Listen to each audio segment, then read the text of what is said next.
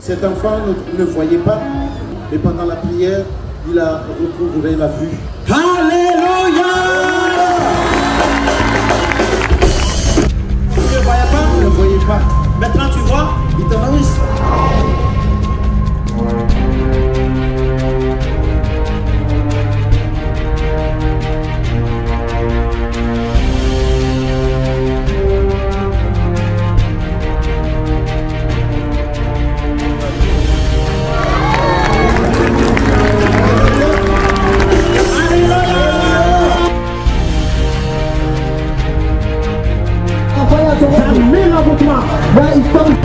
Je détruis les jeux de sorcellerie.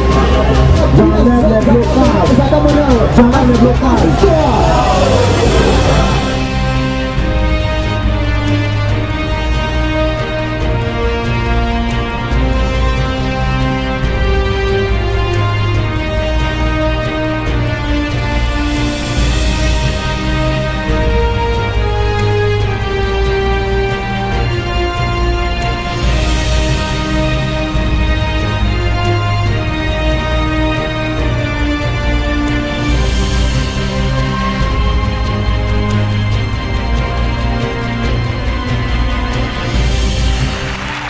Mais si tu laisses de côté la religion, tu dis Jésus, pardonne mes péchés, et que tes péchés te sont pardonnés. Si tu t'approches de Dieu, au nom de Jésus, il dira compati. Alléluia! Alléluia! Alléluia! Alors la Bible dira clairement, il n'y a de salut, il n'y a de salut, il n'y a de salut en aucun autre nom, si ce n'est pas le nom de Jésus.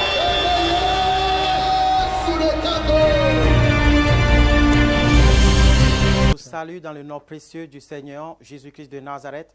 Nous sommes encore une fois très contents de vous retrouver encore une fois dans cette émission Enseigne-leur tout. Le Seigneur Jésus-Christ a dit, allez et faites des nations des disciples et enseigne-leur tout ce que je vous ai prescrit. Ça, c'est tout simplement l'institution de Dieu. C'est comme un testament. Vous savez, la Bible dit que celui qui ne méprise pas l'enseignement est une personne qui va gagner, qui va remporter la victoire. Parce que l'enseignement intronise. Et la Bible dit, ne méprise pas l'enseignement parce qu'elle est ta vie. Donc, la vie que tu pourras mettre ici sur cette terre, que tu pourras mener sur cette terre, ne dépendra que de ton enseignement. Parce que l'enseignement, c'est la parole de Dieu. Et la parole de Dieu influence ta pensée, ton esprit. Et ce que tu fais, ton attitude, ton comportement ne dépend que de ce qui se passe dans ta pensée. La manière dont tu parles, ton accent, tes manières, tes fonctionnements, ton gestuel, toutes ces choses viennent de la pensée. La personne que tu es, ton comportement,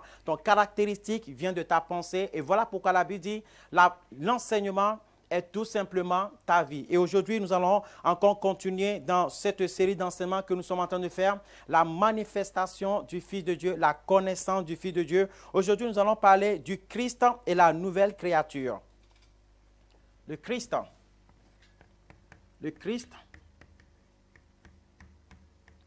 et la nouvelle créature.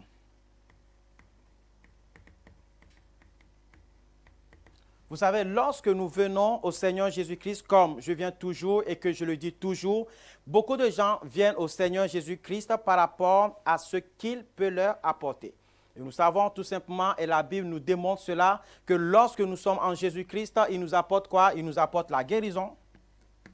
Alors, beaucoup de gens viennent au Seigneur Jésus-Christ pour la guérison. Beaucoup de gens viennent pour la délivrance, pour la protection, pour le mariage. C'est-à-dire que nous venons pour que nos vœux soit exaucé. Et c'est tout à fait normal parce que la Bible dit, ta renommée s'est accrue parce que tu es le Dieu qui exauce les prières. Ça, c'est normal. Jésus-Christ nous apporte cela. La Bible dit, tous ont péché et sont privés de la gloire de Dieu. Dans la gloire de Dieu, nous avons la délivrance, nous avons la guérison, nous avons le salut, nous avons tout ce dont nous avons besoin dans la délivrance. Mais seulement la Bible nous le dit tout simplement clairement que tous ont péché et sont privés de la gloire de Dieu. Cette gloire de Dieu que nous avons en Jésus-Christ a été enlevée parce que nous avons péché dès le commencement. Et la Bible nous parle du rocher de mon Yeshua, tel que nous l'avons vu la dernière fois, le rocher de la délivrance qui est la délivrance, la guérison et qui est tout simplement ce qu'on appelle le salut. Et je vous ai expliqué tout simplement que le rocher, c'est le Seigneur Jésus, c'est le Messie. Et le salut, c'est la conséquence du Messie. Qu'est-ce que c'est que la conséquence du Messie? C'est ce pourquoi nous allons à l'église, nous y allons pour la protection. Ce qui nous a attirés en réalité vers le Seigneur Jésus. Et la Bible nous dira, cherchez d'abord le royaume de Dieu, le royaume de Dieu. Jésus-Christ qui est le roi des rois, le Seigneur des seigneurs. Cherchez d'abord le royaume et sa justice et tout le reste vous sera donné par-dessus tout. Et lorsqu'on parle de la justice, du salut, on parle tout simplement de la loi, le fonctionnement tout simplement du royaume de Dieu. C'est-à-dire que dans ce royaume, il y a certaines choses qui se produisent et dans l'autre royaume, les choses ne se produisent pas. Nous continuons notre cours et aujourd'hui nous allons parler de l'objectif de la venue du Messie sur la terre, la nouvelle créature. Est-ce que vous savez que Dieu nous a créés au premier abord? La Bible dit, le premier Adam est devenu une âme vivante, alors que le premier Adam est devenu une âme vivante, tandis que le second Adam est un esprit vivifiant. Nous avons été créés en 3 compartiments. Nous avons été créés corps, âme et esprit. Et je vais vous enseigner ça tout à l'heure. Mais 2 Corinthiens 5, verset 17. 2 Corinthiens 5, verset 17. Nous dit quelque chose de très important. Si quelqu'un est en Christ, il est une nouvelle créature. Si quelqu'un est en Christ, il est une nouvelle créature.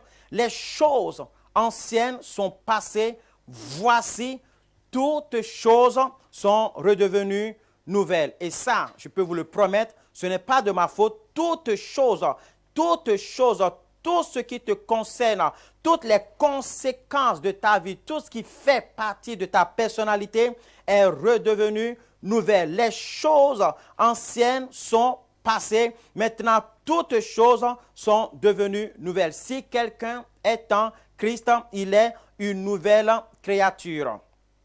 Qu'est-ce que cela veut dire? Cela veut dire tout simplement que on te construit différemment. La nouvelle créature, c'est l'action de créer quelque chose de nouveau. La Bible nous le dit tout simplement clairement. Cela veut dire quoi? Cela veut dire que parce que je me suis converti, parce que j'ai adhéré au Seigneur Jésus, Dieu est en train de dire, je suis une nouvelle créature. La Bible dit, mon corps, mon âme, mon esprit louent l'Éternel.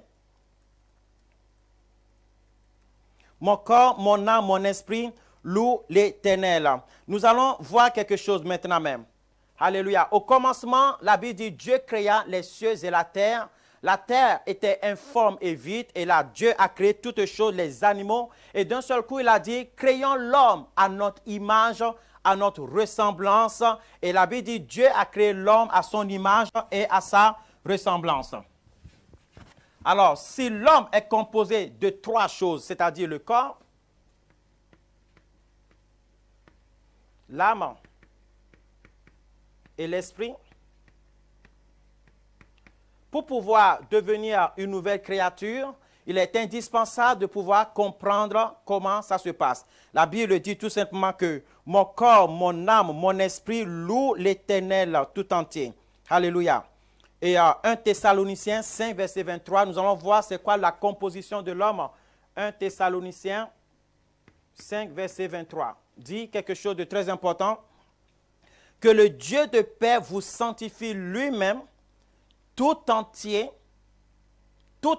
complètement, et que votre être, c'est-à-dire l'esprit, l'âme et le corps soient conservés irrépréhensibles lors de l'avènement du Seigneur Jésus-Christ. Que l'esprit, l'âme et le corps. Cela veut dire tout simplement que l'homme est composé de trois choses. Lorsqu'on parle de toi, alors on parle du corps. Lorsqu'on parle de toi, on parle de l'âme. Lorsqu'on parle de toi, on parle de l'esprit. Et le corps, c'est quoi? Le corps, dans l'hébreu, c'est bazar.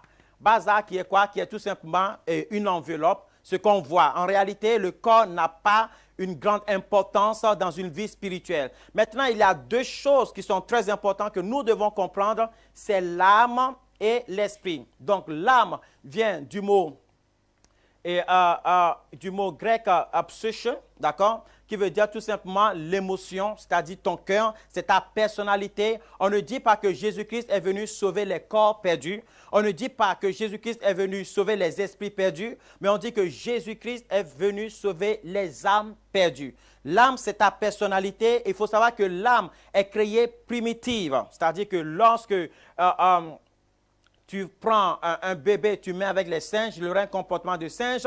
Lorsque tu prends un bébé, tu le mets en Europe, il aura un comportement d'Européen, tu le mets en Afrique, il aura un comportement d'Africain. Et là, tu comprendras qu'en réalité, le corps n'a pas d'intérêt en réalité. Tu peux voir un blanc qui est né dans une famille africaine, qui a des comportements, les rites, les habitudes, les rituels africains.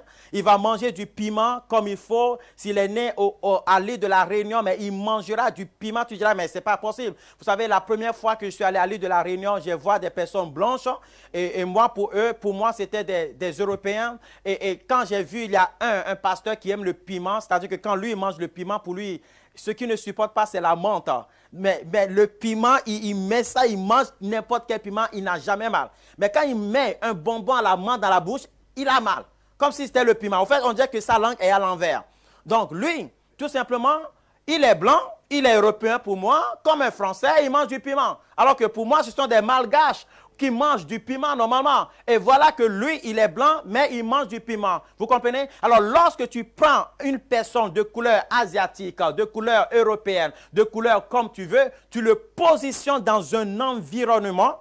Cet environnement aura influence sur cette personne et cette personne aura des attitudes de ce qu'il a vu, de ce qu'il a constaté, de l'éducation qu'il a reçue. En réalité, les choses, la personne que tu deviens dépend juste des informations que tu reçois. Voilà pourquoi la Bible dit, il te sera fait selon ta foi. La foi vient de ce qu'on entend et ce qu'on entend vient de la parole de Dieu. Alors, la personne que tu es n'est pas le corps physique que tu es. Et comme je te l'ai dit encore une fois, tu peux voir une personne blanche avoir un accent grave africain. Et tu peux avoir une personne africaine grave, comme j'en ai vu à la télé des fois, bien noire comme il faut, mais avoir un accent français. Pourquoi? Parce que c'est la mentalité, c'est la pensée qui fait la différence. Et exactement, c'est un principe biblique, c'est un principe universel, c'est un principe du royaume de Dieu. Et voilà pourquoi lorsque Dieu veut apporter un changement réel dans la vie d'une personne, ce n'est pas le corps qu'il touche, mais il touche deux points très importants. Il met son influence sur deux points très importants, c'est l'âme et le corps. Pardon, l'âme et l'esprit. Alors l'âme, c'est la personne que tu es. C'est le caractère que tu es, c'est l'émotion que tu es. Tu peux voir une personne, par exemple, et tu lui diras grosse tête. Et la personne, l'âme, c'est l'enregistrement des informations de la pensée, de l'esprit, d'accord? C'est-à-dire que lorsque l'esprit reçoit cette parole en disant, lorsque quelqu'un te dit grosse tête, souris. Il reçoit, l'âme croit, vous comprenez? La foi se trouve dans le cœur, la foi se trouve dans l'âme. Ainsi, lorsque la parole, la foi vient de ce qu'on entend. La Bible dit la foi sans action est une foi morte. En réalité, nous avons en notre âme les informations de foi. Au fait, nous croyons en quelque chose, ça devient une sorte d'automatisme en nous. C'est-à-dire que lorsque je reçois l'éducation de ma mère, j'y crois et j'applique. Lorsque je reçois l'éducation de mon professeur, j'y crois et j'applique. Et cette information ne se reçoit pas seulement pas audiblement, mais ça se reçoit lorsque tu observes. Vous allez voir par exemple l'histoire de Jacob et ses brebis. Lorsque ses brebis voyaient les branches rayées, elles devenaient rayées. Et ils accouchaient, elles mettaient au monde des brebis rayées. Et lorsque elles voyaient des branches unies, elles fonctionnaient de cette manière. Parce que ce que tu vois, c'est la communication. La vue et la communication, l'oreille est aussi la communication et le toucher et la communication. Ce que tu ressens est la communication. Toutes ces choses sont des environnements qui sont là et qui influencent sur la personne que tu es, sur ton attitude, sur ton fonctionnement, sur ta productivité, sur ta capacité de pouvoir réussir ou tout simplement de pouvoir échouer. Ainsi, Dieu a créé l'âme. L'âme reçoit les informations. C'est par la pensée que tu reçois les informations. Vous savez, ce n'est même pas par le corps. Lorsque, vous avez dit, mais il est bizarre celui-là. Pourtant, c'est vrai. Lorsque vous prenez des fois des gens qui sont dans le coma et la médecine dit cette personne n'a plus de conscience, mais soudain, cette personne se réveille et cette personne commence par vous raconter des choses que vous avez dit de lui. Pourtant, la conscience n'a pas entendu, mais l'âme a reçu les informations. Alors, la pensée reçoit les informations, reçoit la parole. La parole est transmise tout simplement à l'âme. L'âme croit et l'âme siège, tout simplement, c'est le siège des émotions. L'âme garde tout simplement les informations.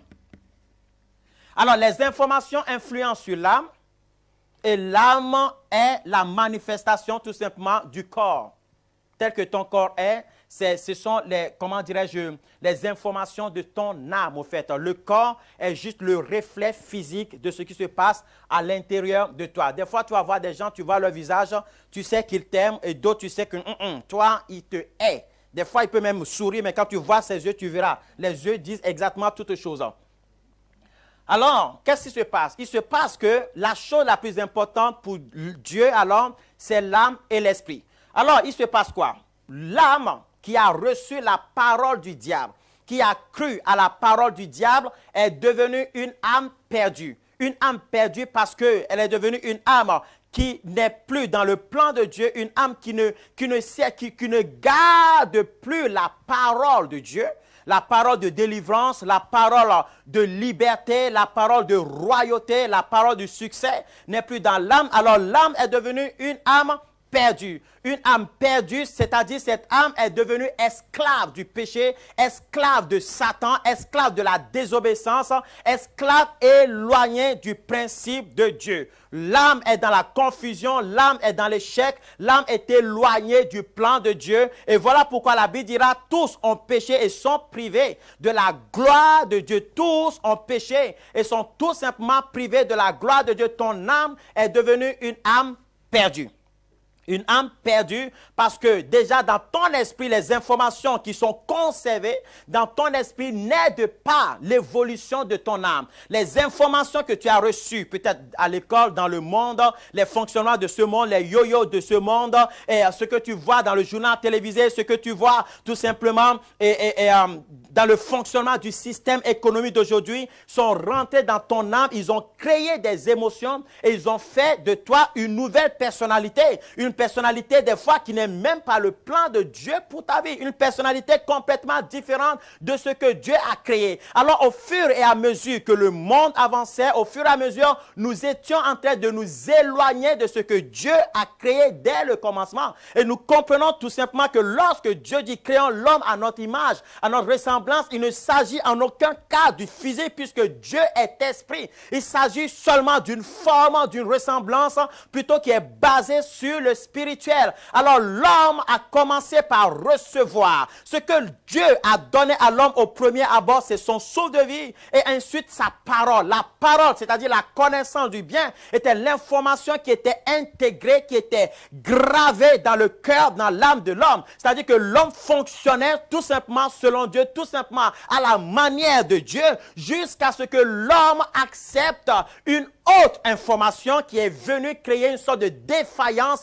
dans le système. C'est comme un virus dans un ordinateur. Lorsqu'un virus rentre dans un ordinateur, ça crée un bug. Et lorsque ça crée un bug, il y a tout simplement une défaillance. Il y a des blocages. Tu peux sauter comme tu veux, chanter comme tu veux, danser comme tu veux. L'ordinateur dira, moi, je ne fonctionne pas. Ce n'est pas le même système de fonctionnement. Alors, au fur et au temps et à mesure que l'homme s'est éloigné de la parole de Dieu, nous sommes devenus une autre créature complètement différente. Nous ne ressemblons plus à Dieu, mais nous ressemblons tout simplement à Satan. Voilà pourquoi la Bible le dira tout simplement clairement, vous êtes des pécheurs, vous êtes des enfants de Satan. Vous n'êtes pas des enfants d'Abraham, parce qu'Abraham, lui, il a cru, mais Satan a péché dès le commencement. Alors, qu'est-ce que je comprends? Je comprends quelque chose qui est tout simplement important pour moi. Dieu m'a créé à son image, et son image s'identifie en deux choses. Dans son émotion, la Bible dit Dieu est amour. D'accord? La Bible dit tout simplement Dieu est amour. Alors, lorsque Dieu m'a créé, qu'est-ce qu'il a mis en moi? Il a mis en moi quoi? L'amour. Il a mis en moi son caractère de Dieu. Il a mis en moi quoi? Il a mis en moi la position du roi. D'accord? Et il a mis dans mon esprit quoi? Sa parole. Alors sa parole, c'est ce qui faisait tout simplement la différence.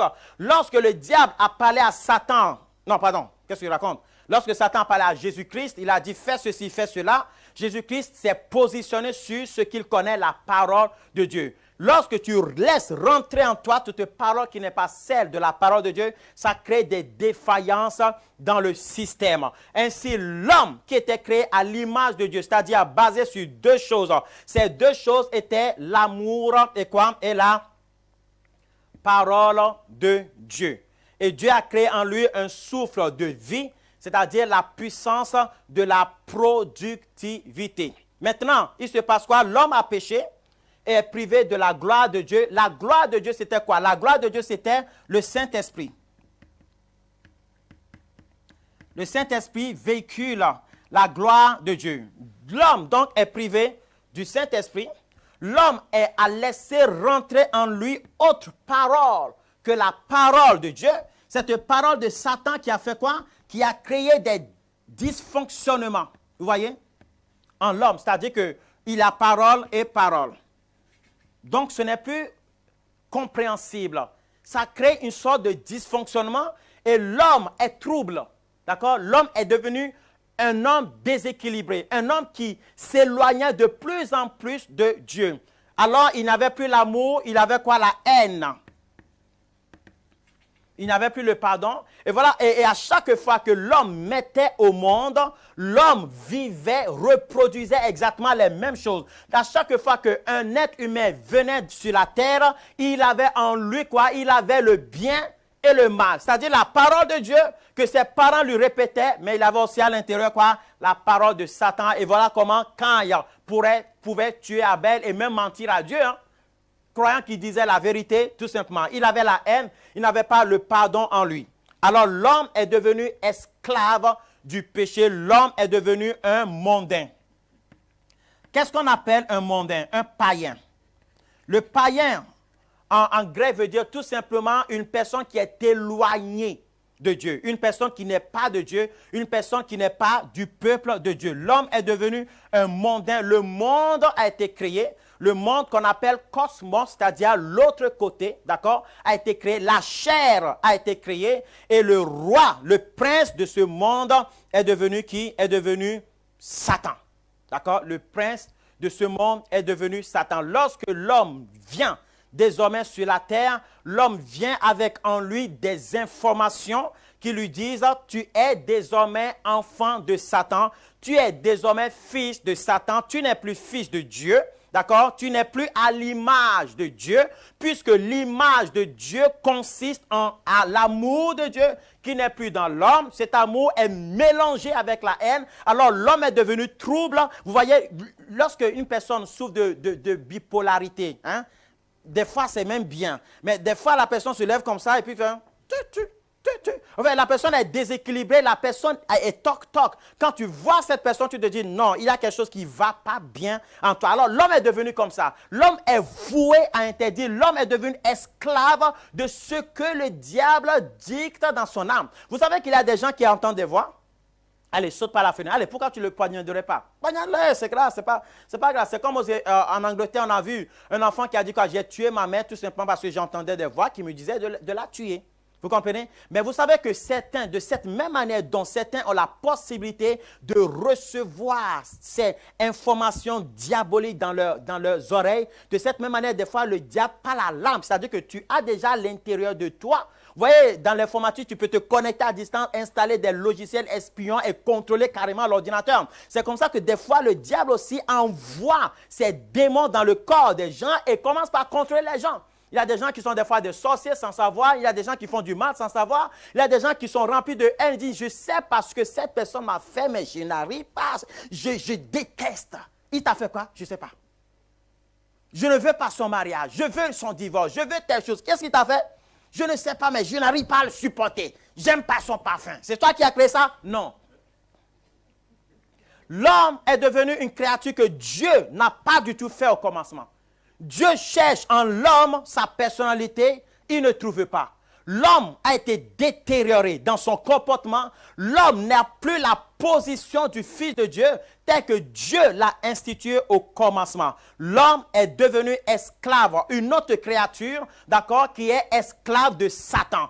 Pas la créature que Dieu a créée dès le commencement à son image, mais l'homme est devenu une personne trouble que Dieu n'a pas créée. Un dysfonctionnement complet que Dieu n'a pas institué, que la nature ne supporte même pas. Pourquoi? Parce que le diable veut créer aussi ses enfants. C'est ce qu'on appelle les fils du diable. Les fils du diable, ce sont des gens qui vivent dans la désobéissance de la parole de Dieu. Point final. Pourquoi? Qu'est-ce qui fait une personnalité? C'est la pensée et l'âme. Lorsque tu es fils de quelqu'un, c'est dans la pensée et dans l'âme. Vous comprenez? Alors, lorsque tu es fils de Dieu, c'est dans la pensée, c'est dans l'esprit et dans l'âme. Et lorsque tu es fils de Satan, c'est aussi dans la pensée et aussi dans l'âme. Alors, il se passe quoi? L'homme est devenu pécheur. L'homme est devenu une personne qui est vouée à interdit, qui est, comment dirais-je, la Bible dit, la loi du péché et de la mort est ce qui règne désormais sur l'homme. La loi du péché et de la mort. Ce qui arrive à l'homme, c'est-à-dire que l'homme est rentré dans un système spirituel, dans un système économique, dans un système politique, dans un système royal qui fait que les lois qui lui sont dictées sont juste tout simplement des lois qui sont basées sur la mort et le péché. Tout ce que l'homme sait, c'est quoi? La mort et le péché. Alors, je nais de nouveau. Je suis né pour être esclave, de Satan, pour mourir. Voilà la loi du péché et de la mort. Je suis né pour être esclave de Satan et pour mourir. Il y a dans certains royaumes, les gens disent ça, je suis sujet du roi. Je meurs pour toi, je meurs pour ma nation. C'est ça. Je suis né pour être esclave de Satan et pour mourir. Alors, qui dit esclave de Satan, c'est quoi? Esclave de Satan, c'est vivre dans le péché.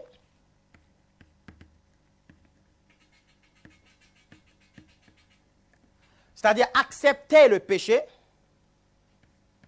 obéir à Satan et vivre surtout dans la désobéissance de la parole de Dieu. La force de Dieu se trouve dans sa parole. Et la force de Satan se trouve dans la désobéissance. Lorsque tu es dans la désobéissance, c'est un autre monde. Et lorsque tu es dans l'obéissance, c'est un autre monde. Ainsi, les êtres humains sont devenus sujets de Satan. Je suis né pour être esclave de Satan et pour mourir. La loi du péché et de la mort. Et le salaire du péché, c'est la mort. Alors la Bible dit, Dieu a tant aimé le monde qu'il a envoyé son Fils Jésus afin que quiconque croit, Jean 3, verset 16,